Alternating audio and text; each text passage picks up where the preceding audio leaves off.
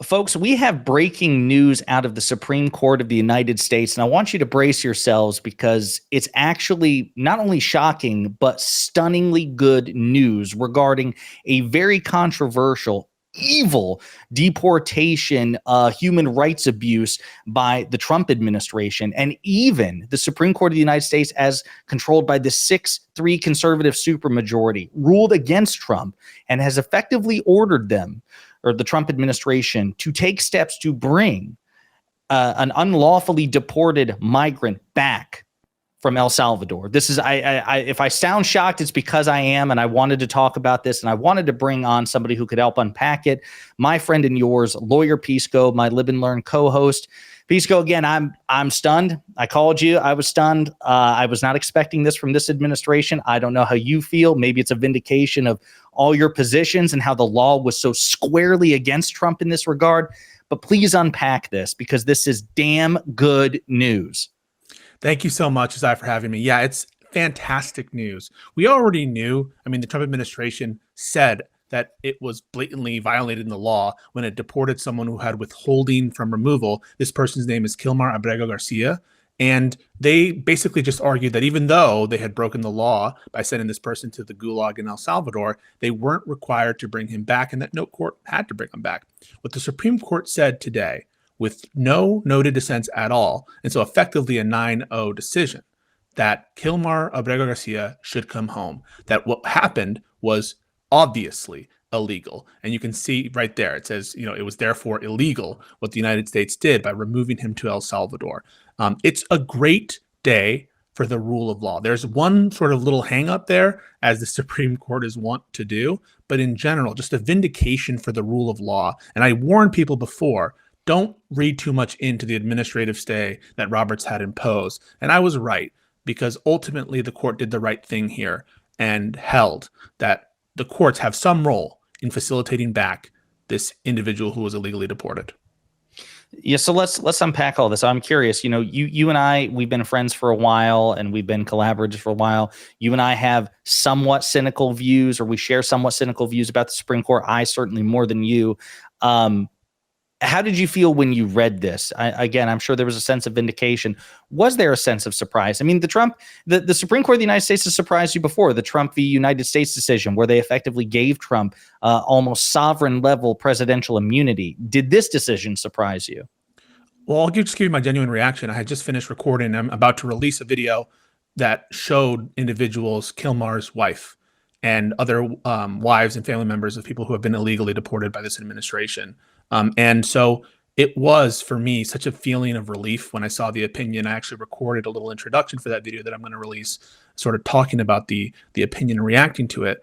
I am not completely and totally surprised, because I think even for this court, the big loophole that would exist if it was allowed to stand, that the United States could just administratively mess up and send anyone, including U.S. citizens, to a detention camp that they're sort of contracting with a foreign government, and sort of wipe their hands of any responsibility to bring them back. That is an incredibly dangerous loophole that I think even this court, as I have to say, partisan as some of their rulings have been, that's a dangerous ruling for them. And it's carving a big hole into the judicial authority to say what the law is. So you always kind of see these weird conflicts when it's the third branch of government, Article 3 courts, own jurisdiction, own power at stake. You saw it with the overturning of the Chevron doctrine. And so in these kinds of cases, it doesn't surprise me wholly that this occurred.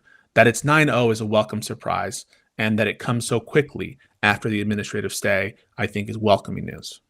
Well, yeah, even the Trump v. United States decision, it's one of those things that, yes, it confers upon the president sweeping, obviously ahistorical, unpatriotic immunity, but there are also so many caveats in there where the Supreme Court is the ultimate determiner, right? The ultimate person holding the leash, even in that situation. It's almost like, yes, we give the president so much immunity, but we're the ones who decide when and where. So I guess I shouldn't be surprised in that respect that you could easily interpret this as the court effectively staking its own claim, asserting its own Article 3 prerogatives. But I'm curious about that too, because one of the things that we've been discussing, and we've discussed it amongst ourselves on Live and Learn and others as well, is, does this court want to get into a pissing contest with the Trump administration, because we've seen, and you've articulated beautifully in your own videos, in your guest appearances here, that it is a fact. It's not a matter of opinion. It's a matter of fact that the Trump administration has violated court orders multiple times. However, as far as we know, it has not explicitly violated an order from the Supreme Court. But given how much the Trump administration has staked on this particular case, the Abrego Garcia case, they terminated the DOJ lawyer who admitted in court that the administration did violate the law and did, through an administrative error, unlawfully send this person. They put that person on administrative leave. They have staked their reputation on this. Like, no, we're not going to go get him. There's nothing we can do about it. Doesn't this risk a potential showdown between the Article 2 and Article 3 branches?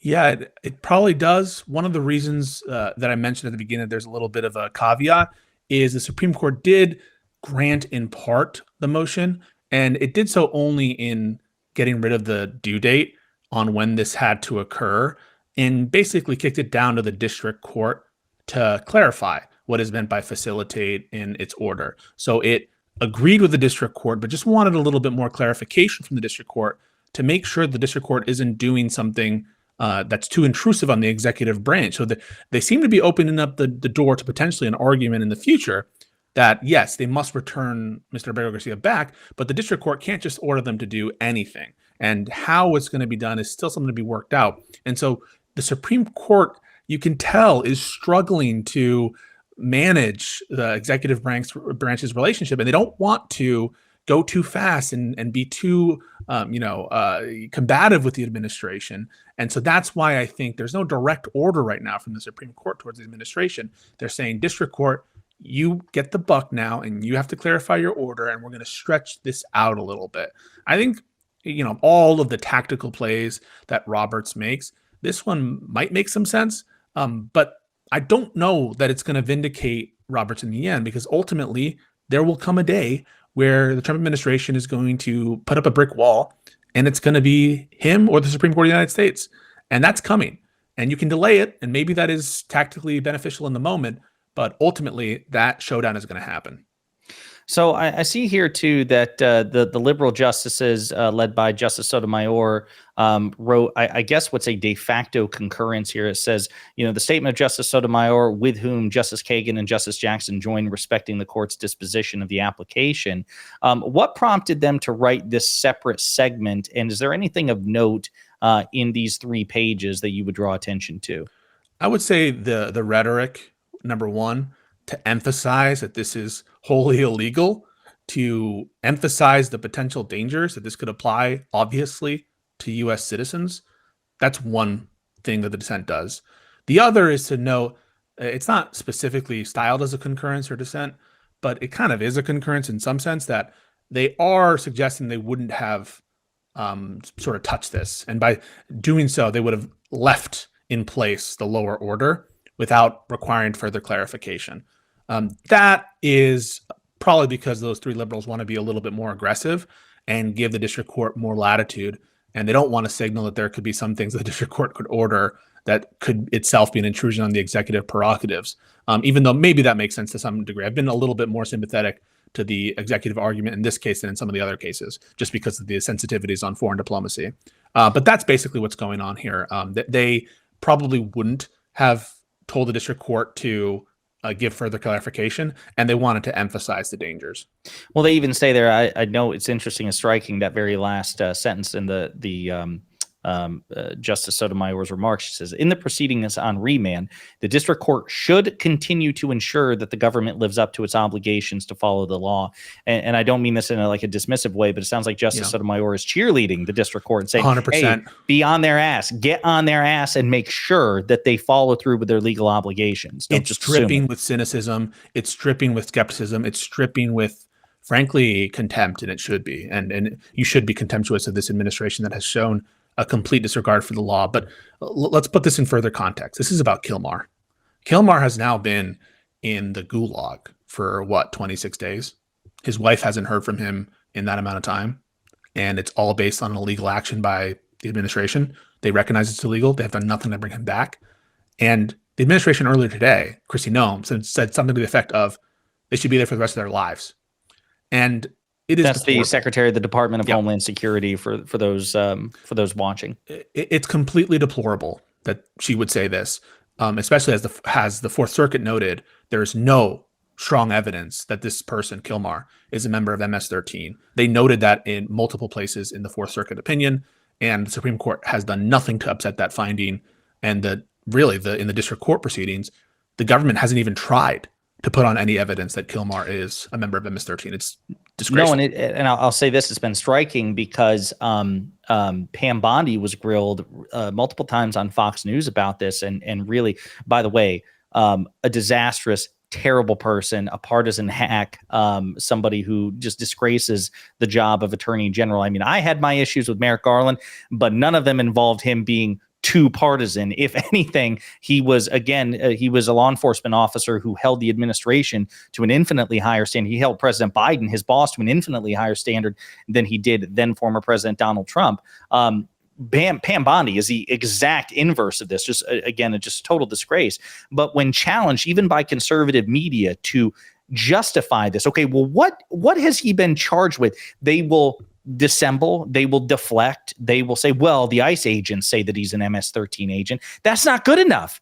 That's just not good enough that he's an MS-13 gang member, or to allege that he is, and not actually corroborate that and substantiate that with evidence. And you can see that even conservative hosts on Fox News and elsewhere are like, yeah, we don't buy this. So it is important to note, like you said, the human element there with Abrego Garcia.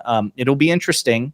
I assume that the Trump administration's response will be, do you think that they'll try to kick the can down the road and obfuscate and say, sure, we'll do our best, or do you expect that they will actually move to comply? I found that with this Trump administration, expect the most corrupt thing, and 90% of the time, it's going to be what they're doing. And so maybe they'll do this whole song and dance of, hey, Mr. Bukele, please, would you send him back? And Bukele says, wink, wink. No, I won't do it. No, Yeah. no. And that is going to be where we're going to kind of be in the trenches, is trying to decipher these probably threadbare admissions and filings from the government alleging that they've complied or trying to comply with the order, but oh shucks, they just won't give him back. I expect that to be the posture, and it's going to be on us, the people, your viewers, and the courts, to make sure that the Trump administration is held to account, and these corrupt officials are held accountable one of these days. I mean, ultimately, it's my wish and hope that when there is a new administration, eventually a Democratic administration, that everyone who is involved with the illegal deportation of Kilmar will be investigated criminally. I think there should be a two-pronged approach. As far as I'm concerned, I think that Democrats, the moment they get any sort of institutional power, hopefully in the midterm elections next year, there's a really good chance we retake the House. It's a bit of a long shot that we retake the Senate, but possible. And then, of course, in 2028. But there should be investigations at the legislative level about this. We should demagogue the hell out of this. There should be on cameras left, right, and center, because the substance justifies it. I mean, what James Comer did with the impeachment, the baseless impeachment investigations into President Biden, we should do with this, because the substance actually merits such a response. There should be cameras everywhere. There should be interviews everywhere. We should be subpoenaing these issues. Obviously, they won't comply with the subpoenas because the Trump administration infamously defied congressional subpoenas during the first term. They'll be even more emboldened to do it here. And then, yes, God willing, there will be a Democratic administration inaugurated on January 20th, 2029. And there should still be a two-pronged approach, an aggressive, ruthless investigation into the Trump administration on both levels, in a way that basically the non-Merrick Garland approach. I think that we do need to take a little bit more of the MAGA approach here, and on day one, start issuing subpoenas and dragging these people in front of grand juries, or in front of juries, in front of congressional hearings, things of that nature. I really want to see this. Where can people find you, Pisco? You can find me on Pisco's Hour on YouTube, and I'll be posting a video soon about Kilmar and about Mahmoud Khalil and one other individual who's been illegally held or deported by the administration. So follow me there, and thank you so much, Isaiah, for having me. No, thank you. Like I said, I was so excited about this hearing, this ruling by the Supreme Court. I can barely, I'm tripping over my words, because I was not, quite frankly, expecting this. I expected the Supreme Court, for various reasons, either for ideological reasons or because they fear Trump so much, to just fold like tissue, and they didn't, and that surprises me. And I think that's why I felt it was so important that everybody have this brought to their attention. So I appreciate it, and I'm sure we'll be collaborating again soon.